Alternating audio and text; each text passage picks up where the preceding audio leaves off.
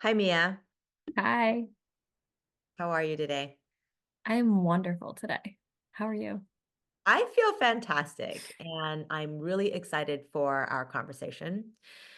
Every time we talk, we seem to not be able to stop. So I'm going to start with your bio. Mia Gray is a mother, daughter, sister, partner, auntie, and friend. She lives in rural upstate New York, where she is training to be a doula across the full spectrum of transitions while working to build intact communities based on healthy interdependence and mutual respect. Rather than pursuing her training in the modern sense with certifications and memorized methodologies, she has been gifted the opportunity to study healing in the traditional way in lived experiences. Mia has walked alongside elders in their transition from this world into the next, as well as facilitated countless less final transitions in the lives of those who seek her expertise. Learning is what drives Mia forward. She is always discovering ways to show up more cohesively in all relational dynamics and is perpetually experimenting with the ancient practices of energy movement. Mia is also currently studying neurobiology as it relates to attachment, kinesiology, and medicinal food.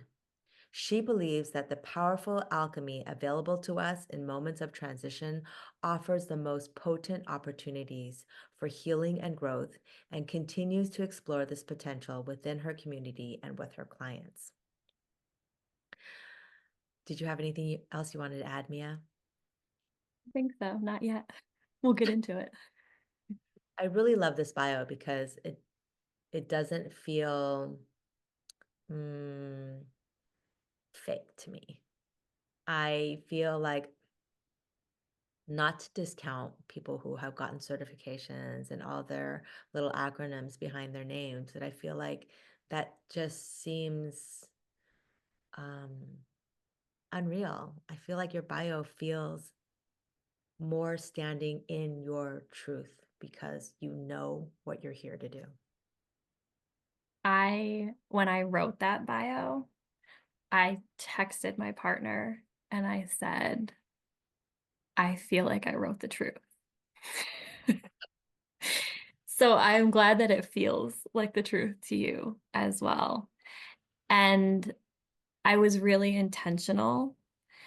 And I also want to say that because I have gotten to a point where I can write it in a bio in a way that feels whole and and like expansive. Much of the time, my journey has been battling the the feeling or the thought or the input that I should have a certification or that maybe people won't want my services because I'm done getting degrees in things. And so while I stand proudly in this bio now, it took me a really long time to be able to have that perspective on my journey and on my training and on my becoming of who I am and who I intend to be while I'm here. Right. And let your journey be a model for everybody else because yeah, we are at that place. I have to say, when my child was young and I was looking for pediatricians, I was under Kaiser, and they give like the bios of all the pediatricians and everything. And I had picked a doctor that was graduated from UCLA. And I don't want to discount any doctors and the work that they've done, but a few years after I reflected and was like, why did I choose that doctor that graduated from UCLA? That's not my wheelhouse. I'm all about alternative medicine, which is traditional medicine and not conventional. So why would I go the conventional route? Like, I don't even want this doctor anymore. Mhm. So it's just that like it's that old programming of like wanting people to prove something that they've learned or whatever, but we have to get to that place that that learning is very fixed and very Mhm. standardized and Mhm. doesn't recognize the wholeness of the universe. Exactly. And specifically coming from the medical field, that's everybody knows that. When you start working in the medical field, I mean, really anywhere, but when you start working in a clinical field, there's the understanding that you are going to graduate with a master's degree and then you are going to get that first job and you are going to then learn how to do the job with that first job. Like when you are hired, everyone's like, oh, well, welcome to the real world. And when you go out there with all your textbook ideas and all your academia, everyone's like, yeah, that's not how it works. You're never going to use that here.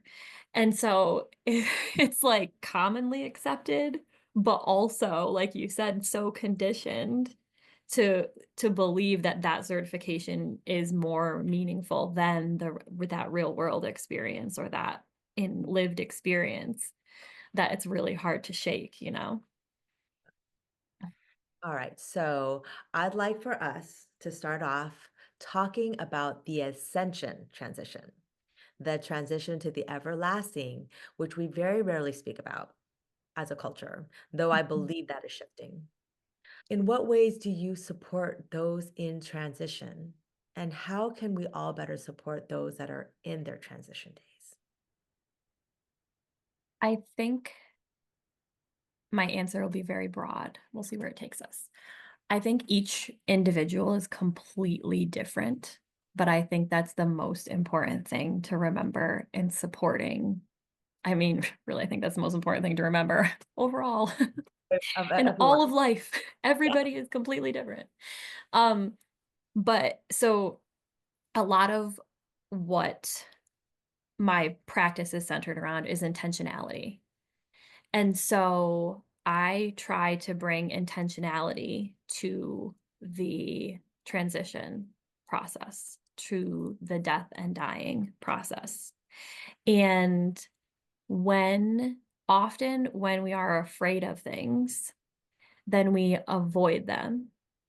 And then that avoidance actually, I find, leads to more fear, panic, mayhem, chaos, because we avoided it for as long as we could. And now we don't have very much time. So we have to figure it out. Versus, this is what's happening. This is what's coming. How do I want this process to go? So you could, and again, we'll stick to death and dying because that's where we're on right now. But so you get a terminal diagnosis, for example, let's say something you have less than 6 months to live, you qualify for hospice. You can try to avoid that and not talk about the fact that you're dying and not say it out loud and not address clearly where you're headed and just talk around it, act like everything's normal, have the same conversations with your family, do all the same things. Or you can pause for a moment and acknowledge the hard thing. And then with that, you've created so much more spaciousness to unpack what exactly you want it to look like. And so then that is my work as the facilitator and space holder, is trying to help you figure out what you want this transition to look like and then facilitating that for you and supporting you as you work through that process. Okay, this is gonna sound like sort of on a tangent, but what about our thoughts creating our reality? And let's say, and the tendency for the Western medical establishment to hand out death sentences very quickly. And so when they say you've got 6 months to live, but that's not necessarily true because people can come out of whatever the condition that they've been given. Mhm. So, what is the nuance between there's a potential that I could pass in 6 months because this is what the doctor is telling me, Mhm. um, versus that's not my story and that's not happening. Mhm. I think I think the difference is just that. I think whatever determination you make does create your reality. And I feel like you get to decide that, But again, even that question right there is bringing intentionality into the process. Am I going? Because I have clients who do things that I would never in a million years do, right? Like for my personal belief system, when I am considering my end of life, which is like, how can you even at 34 really think that you have a perspective about your own end of life? Who knows what my end of life will look like? But I have clients who have terminal illnesses and they choose to work with an energetic practitioner and a death doula while also going for a stem cell transplant in their 70s.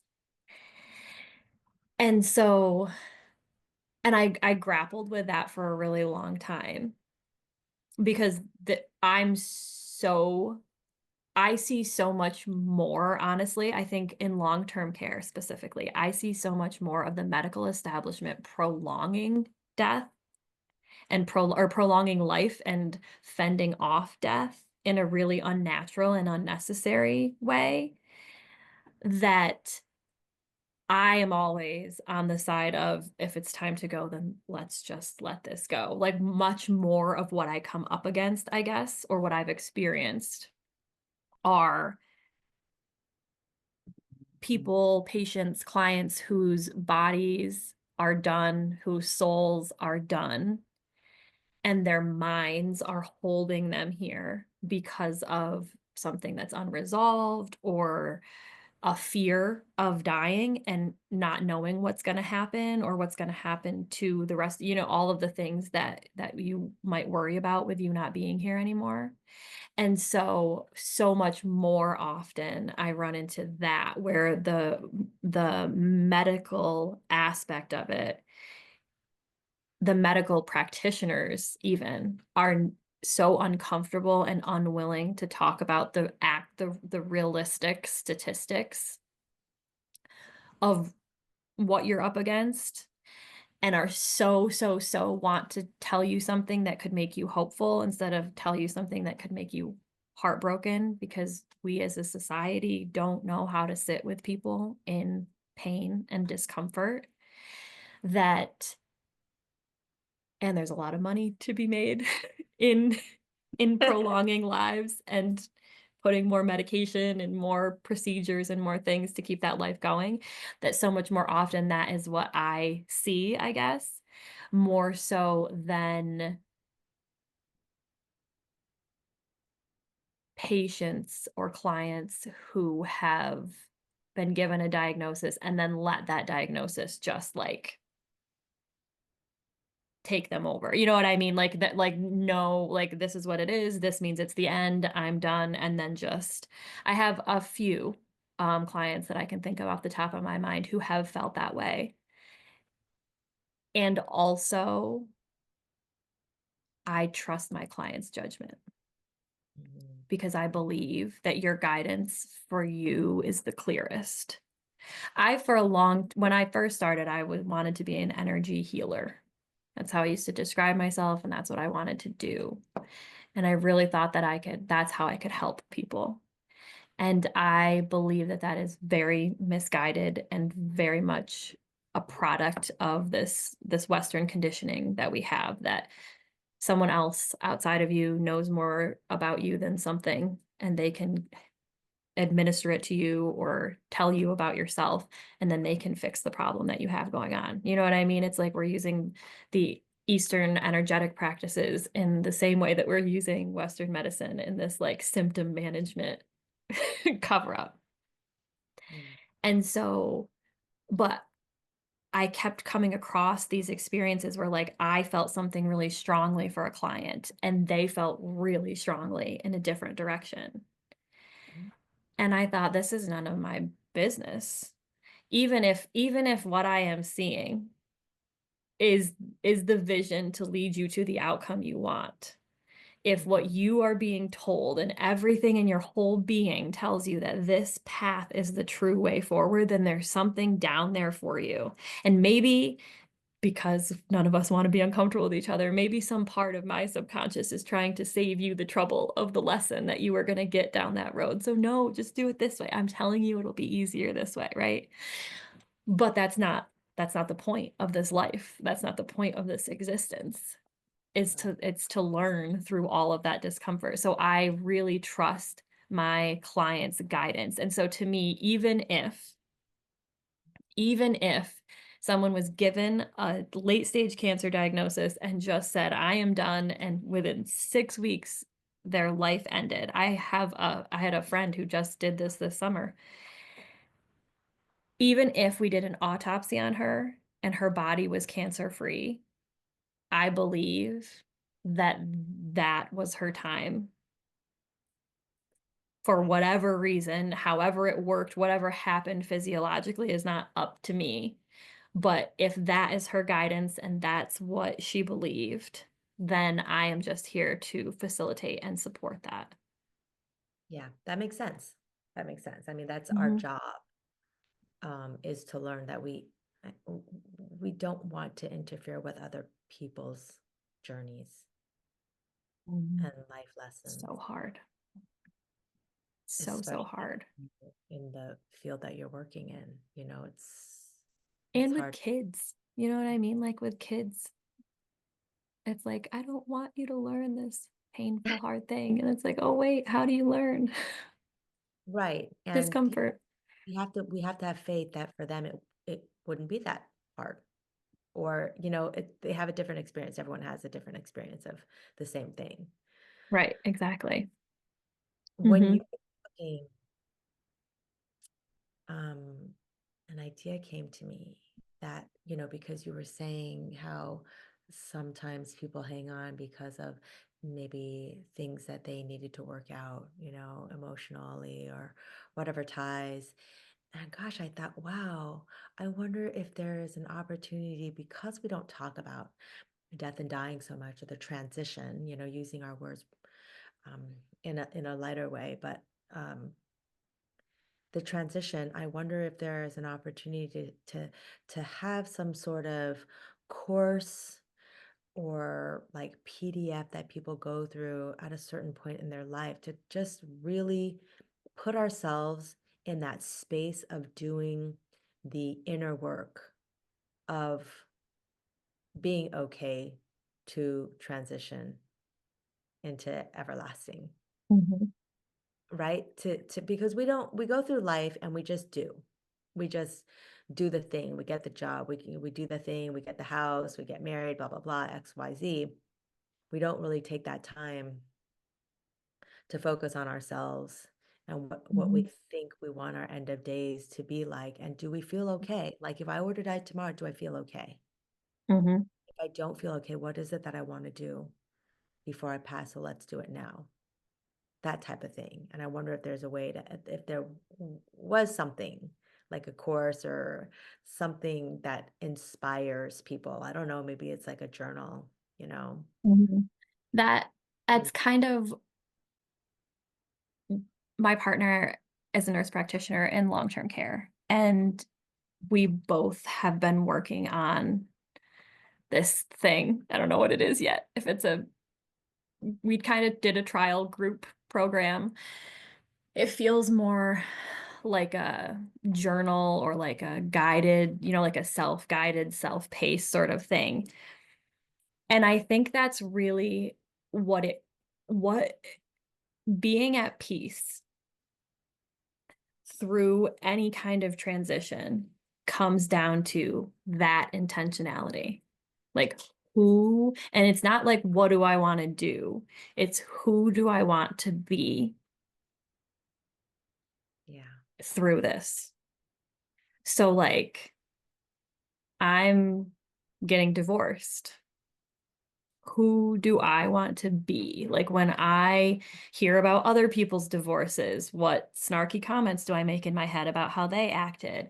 And, like, but really thinking about that before you step into the divorce. And then you have that to fall back on and to hold yourself accountable to. And it's the pause before that's a a requirement, which is also something we're not really used to doing, and no one has ever suggested that we do, is pause in Western society. But that pause gives you something to hold yourself accountable to. And if you don't have that, then you're just putting out the fire when it happens and or reacting in the moment versus I said that this was my focus and I said this is what I was going to focus on and this is actually not related to who I want to be or how I want to show up here, so I'm going to let this go. Even though my mom says it's rude and I should call my lawyer, and my new partner says it's rude and I should call my lawyer, it doesn't matter because this is who I said I was going to be through this divorce. And I said my priority is my child.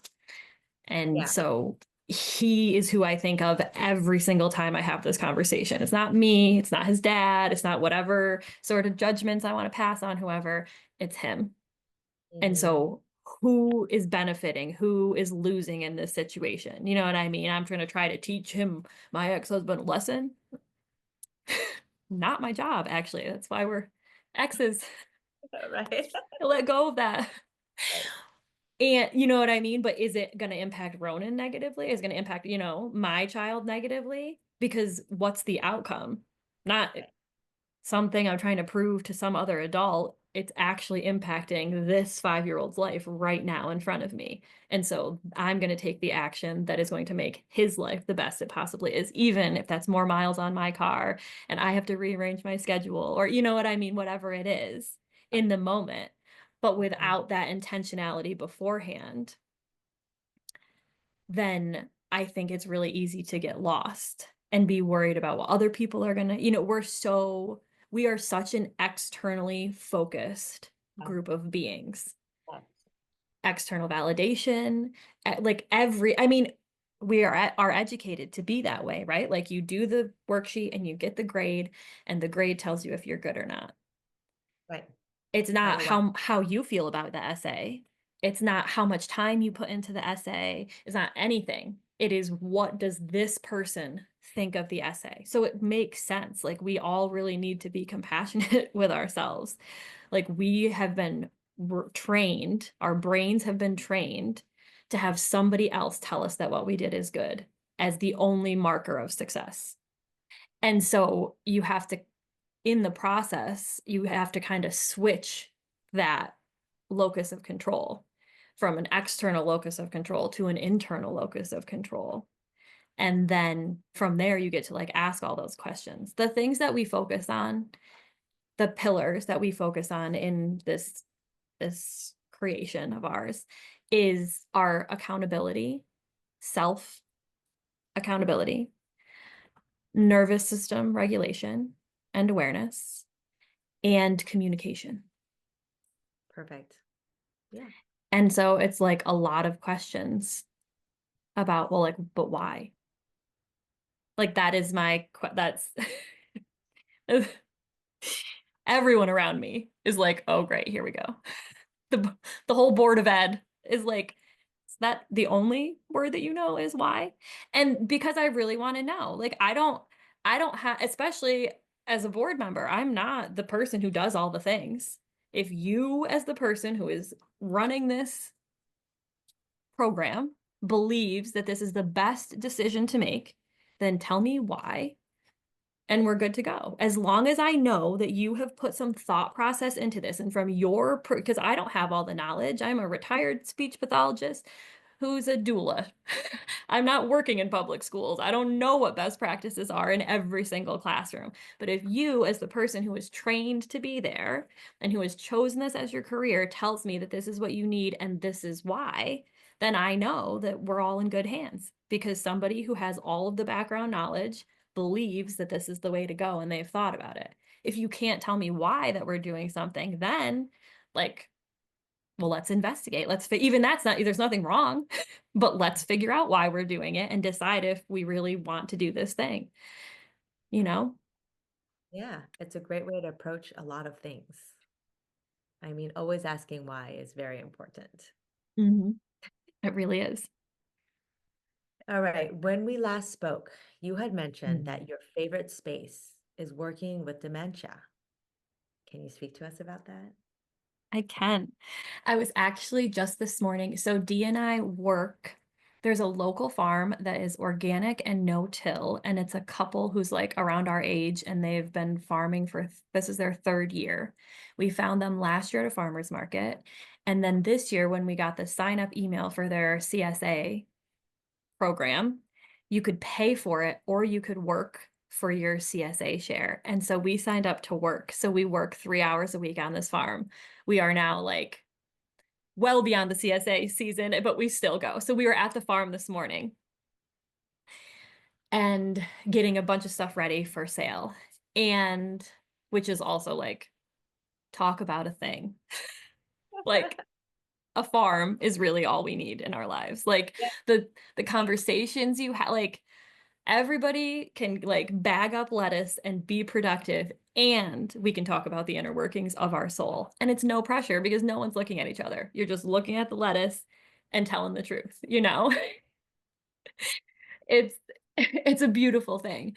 But the Jonathan was talking about his watching his dad care for his grandfather with dementia and how angry his dad got. And I was like, "Ah, this must be the warm up for the interview I'm going to do later." And I said that, so he was describing how his grandfather was losing his memory and his dad was trying to take care of him at home as long as he possibly could. And he was so frustrated. And he was like the example he used was a cup. Like he was giving, his dad was giving his grandpa a cup, and his grandpa was like, "What's this?" And he's like, "It's a cup. It's a cup. It's your cup. I get, like, why do you not?" And like this whole angry reaction.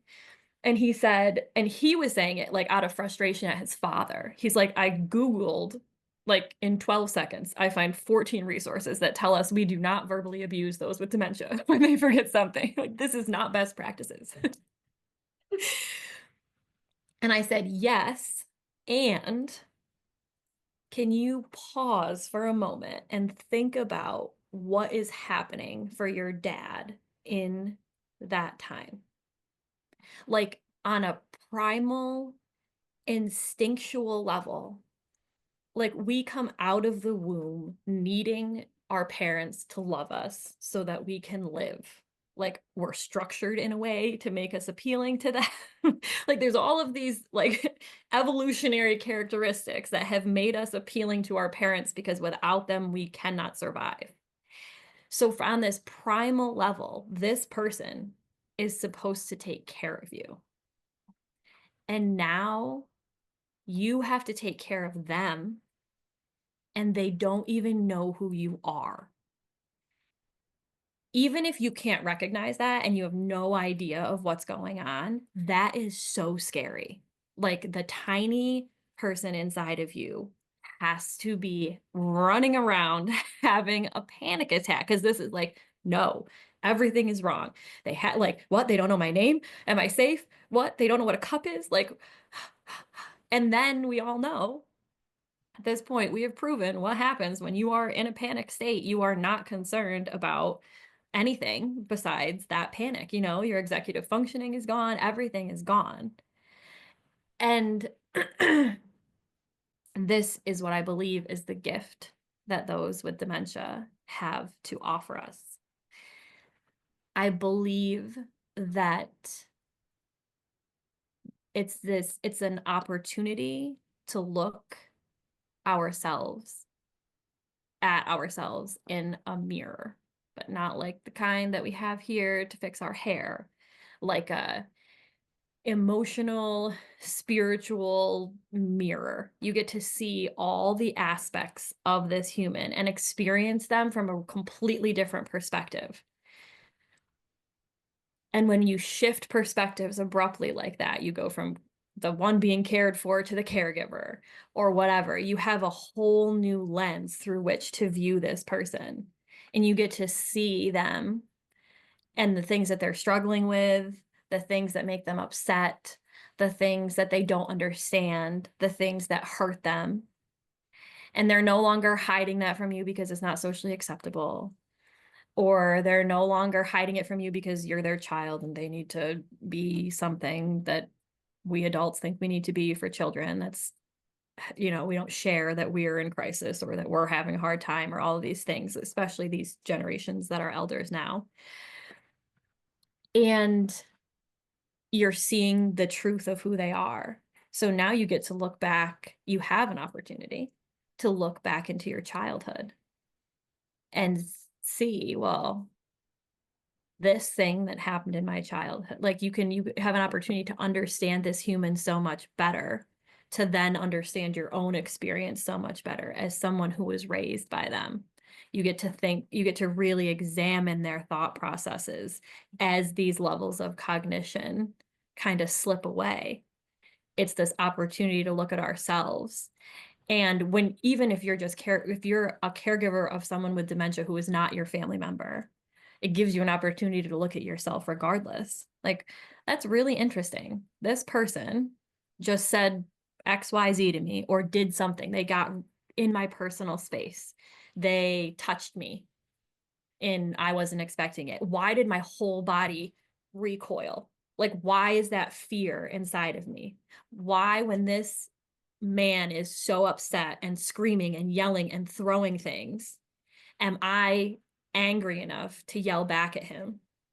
When I know that he has a disability, like somebody pays me to come into this facility to work here to care for these people, and I know that they need my help and I know that their cognition is impaired, so they can't interact with me in the same way.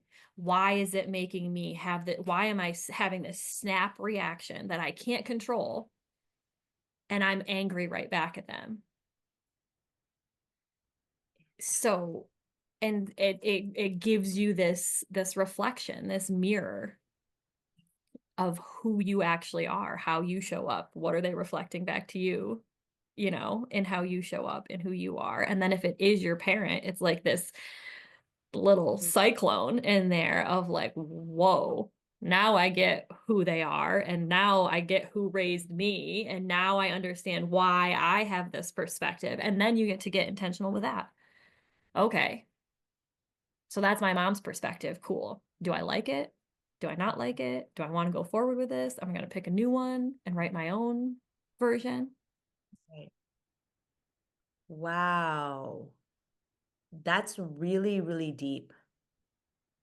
And yeah, this is where a transition journal would be helpful for the children of those that are elderly. Mhm. Like, what's your intention? How do you intend to show up Mhm. for And this person? like, yeah, and really honestly, because that's the other thing too. Like, because I passionately care about walking elders through their end of life transition does not mean that everyone on this planet cares passionately about walking their elders through transition. And beyond that, if you have a really damaged relationship with the elder, or there's something that you can't reconcile, that if you're angry at them, then you don't need to be caring for that person. Or if you yourself could be injured in the process, or you know what I mean, it yes, caring for our elders at home and helping them transition at home can be a beautiful process. It also can be beautiful anywhere else that they are. And so I definitely don't ever want anything that I'm saying to be taken as we should all do things this way. I mean, the public school is like my the best example of this in my life, because I was never in a million years going to send my child to a public school. I was adamantly against it. I feel like public school was the worst place I ever went. And he chose to go to public school. And as a mom, the first thing I do is follow Ronan's guidance, regardless of what that guidance is. And lo and behold, has this baby not shifted my entire perspective and opened my mind up to see that yes, while one way might be the way I want to do it, there's a whole lot of other people out here and there's a whole lot of people who need these institutions and who are not in a space to facilitate a transition or to homeschool or unschool or anything like that. And if that's truly how you feel, then you should follow how you feel. Because probably you keeping your elder in your house and resenting them because you hate every part of this process is not the way that someone should transition from this life. You know what I mean? And so it's not to say that any one way is right or wrong or better or whatever. It's just get intentional with whatever way that you want to go and way Yeah. that you know what I mean? Yeah, what do you need in your environment to be beautiful in the space? To be your best self. What do you need to be your best self? Because that's all anybody needs. All anybody needs from somebody else is a connection. Mhm. And if you can't create that connection because of expectations or whatever, then shift. Mhm. Right. My dream is that somehow, someday, we begin to appreciate all of the discomfort in our lives. I see this most often. The way I learned this is in others, humans my age, excommunicating their parents because of how they show up, which is generally offensive. However, when you look like you have these people in their 80s, right, who were like in the 60s and the 70s, and it was like this revolutionary time period. Then you have this generation in the middle where things went completely the opposite direction. But if those people had not raised me, would I be so passionate about creating the transformation that I want to see in the world? If I had not had the experiences that I had as a child, I would not be super passionate about creating different experiences for children all over the world. If I had not witnessed how long-term care functions and how the system is actually set up to fail, I would not be here having this conversation with you about all of the different ways that we can facilitate someone's transition, end of life transition specifically, in like a beautiful way and a fulfilling and a whole way. And so, like, how can we, in some capacity, obviously, there's things to consider. There's actual physical safety. Like, there are some really big things that we can't, you know what I mean? If you are physically unsafe, you can't have that person in your life. However, that holding on to that anger towards them or that whatever towards them because they someone anywhere anyone has wronged you, it takes up so much space that you have in your own energy field versus that was a terrible situation. Nobody should have to live through that. I don't ever want anyone to feel that way again. And I am so glad that I learned that because now I know that that is not something I want in my life or not a style of relationship that I'm interested in. So now going forward, I'm not available for relationships that have those same traits or people who treat me in that way. And then let the emotional tension or frustration or anger or whatever, which is really all boils down to pain and hurt, you know, let that go. Like you keep the lesson and let that go and find some sort of appreciation. You know what I mean? Yeah, the lesson is the gift, Right. right? And so Hmm. regardless of the execution of how it happened, what you experienced, if the lesson is the gift, then you would have to let go of whatever emotions you're carrying with that because in the end it was a gift and they did what they did so that you could get the gift. Exactly. Yeah. And then I think from that space, it makes it easier to care for your loved ones who are transitioning at home, to have your elders, multiple generations in the same home. You know, we talked about last time as well, like the this merging of generations and how we're so separated by age in our society and what a detriment that could be or may be. And so, but there's so much of that animosity. And I also there's this concept that has been on repeat. I had a friend pass away in August, very unexpectedly. She transitioned and she was young. She was 49 and like in perfect health. So she was needed somewhere else. I might even know the baby who she now is, but I'll wait. I'm waiting for some confirmation. So, and she had said, so since she passed, this has been in my head. So I know she's like poking me with it from the other side. She sent me a reel on Instagram, like maybe a couple years ago. And it was talking about this concept called cathedral consciousness.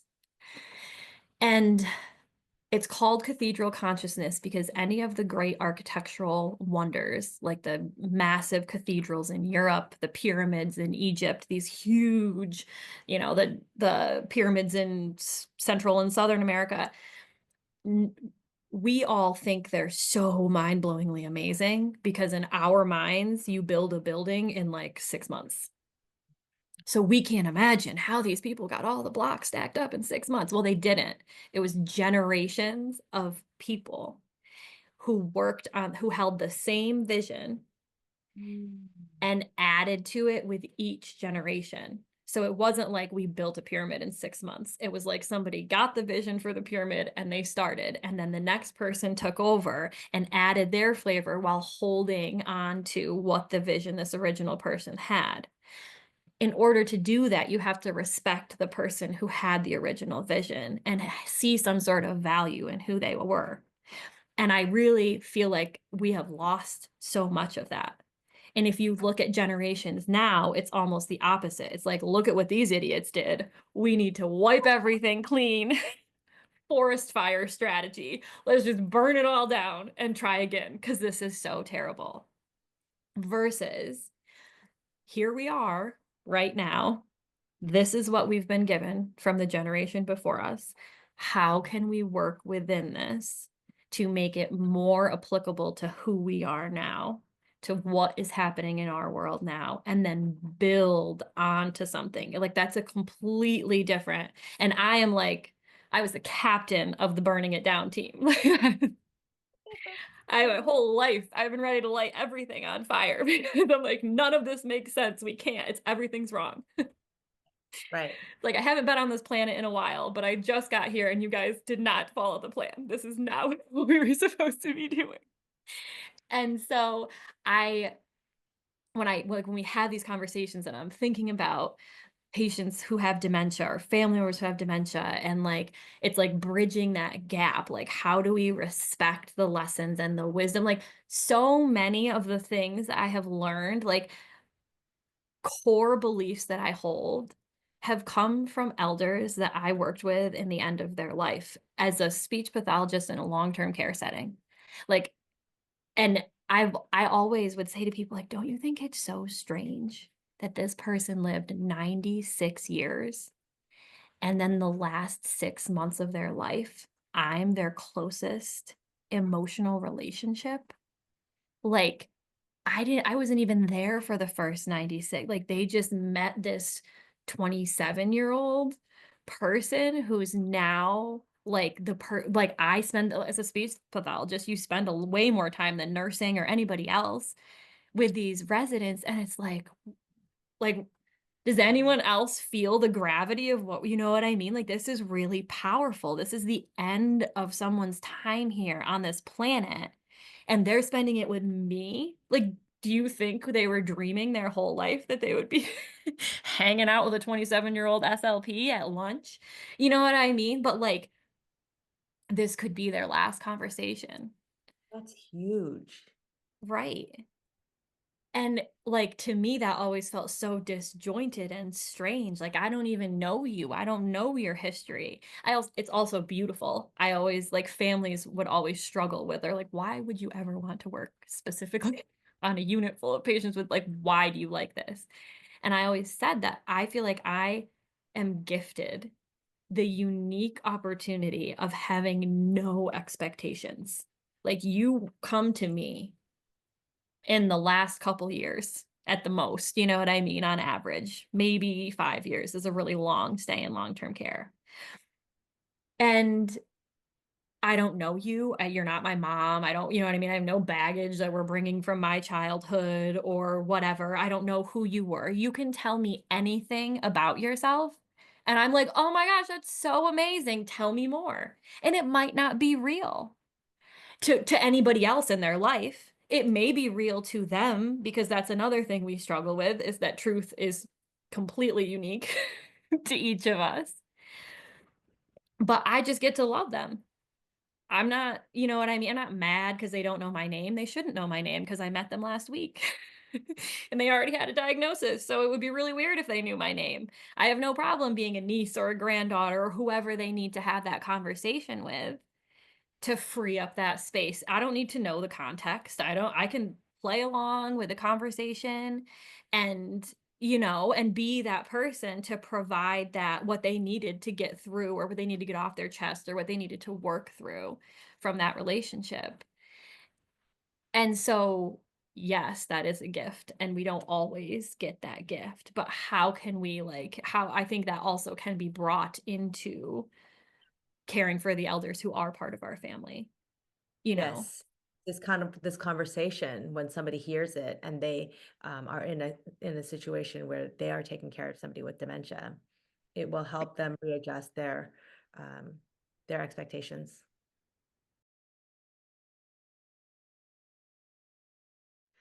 Okay, hi, Mia.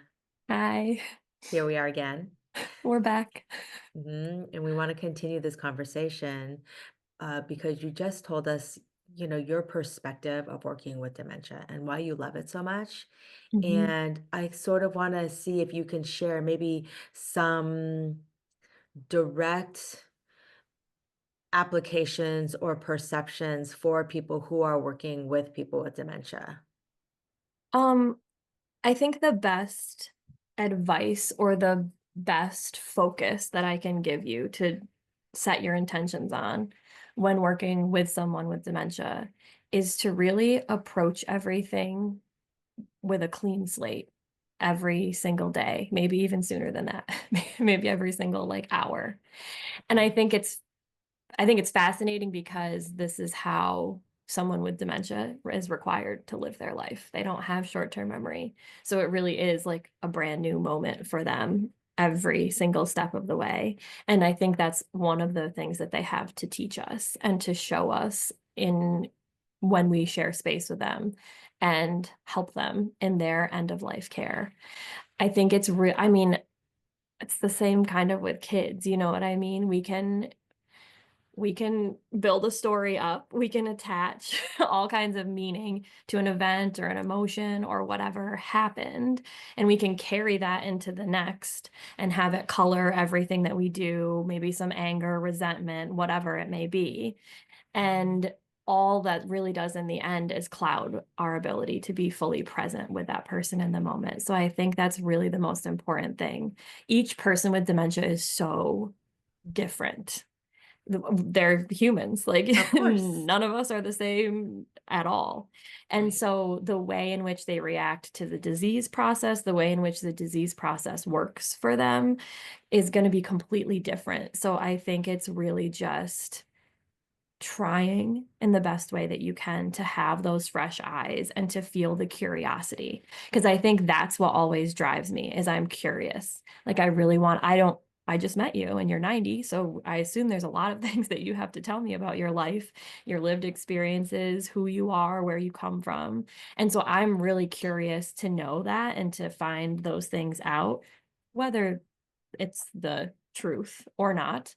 Um, and I think that curiosity carries an energy with it. There's no agenda, there's no nothing motivating me other than I truly want to know this person. And I think in that energy, you can develop a relationship that will help you get through the harder parts of of caregiving.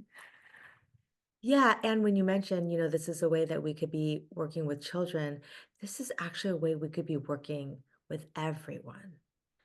Because Mhm. when we are in relationships, whether it's our partner or even just friendships, don't we carry past grievances with us? And that clouds our ability to be present in the moment and allow for people to evolve. Exactly. When we see these people in this static place, we hold them there. And even Yes. if they've evolved in their reality and ours, they're still stuck here. So it's really a disservice. It's hard. It's so hard to do. I think when I was younger, I used to feel like if I could, like holding on to the anger or frustration that I felt made it mean something. Like if I was angry at someone, then I just wanted to stay angry at them and I wanted them to know I was angry and I wanted the anger to like be the thing. But eventually there's just no more space in your body for that. And the the thing to be learned can't be learned when you're just clouded with all of that. So it really, I think it's just life. You know what I mean? The best possible way to go through life is feeling the thing and then letting it go, Right. fully letting it go, Right. you know? Right. And that's our ego protecting us. And as a child, we don't have that capacity. We need our egos to protect us, right? And then as an adult, it's working through that and shedding our egos so that we can show up in a different way. Exactly. And I mean, personally, when I work on that, I'm just like, there's something about me that keeps my ego there sometimes. And I'm just like, but I don't want to be like that. I don't want to be like just grace and peaceful. But it's not serving me at all. It's interesting you say that. I have this I'm calling it a podcast. I've had it in my head for a while and it just has not materialized into the world yet. But I call it unhinged and spiritual because I for a long time thought that in order to be spiritual or like evolved in any capacity, I needed to be like this like meditating, Oh. calm voice, steady everything. And that's not who I am at all. I'm fiery and I have big big emotions and big hand movements and I swear sometimes. And I've so I really think I think it's a really interesting part of humanity and I think it's a really important part of humanity that those parts of us have a place to like get out and be valued and celebrated because Mhm. without those, I mean, we aren't ourselves and we're not in some ways, I feel like it still is a protective mechanism, but it's like protecting Yeah, your relationship with yourself. Like, yes, I can understand where this yeah, person is coming from. I understand why they're doing what they're doing, but it's still hurting me. And yeah, I'm allowed to be hurt. I'm allowed to be upset. I'm allowed to say a nasty word, and then I can let it go. But right, that piece, we can't like zen that piece of us out, or else, in my opinion, it feels like bypassing, or at least in my lived experience, it feels like I'm bypassing something if I right, don't. And then I end up angry at myself, which is like the worst or hardest place to be, I right. feel, you know? That's the goal is for everyone to be able to express exactly how you feel, express in the way that you want, and then let it go. And let the other person allow for that and let it go. Can we all just meet Hmm. each other, let us be, and be like, okay, that's cool. Right. Hmm. Dreams, dream Dreams, world. unhinged spirituality. Love it.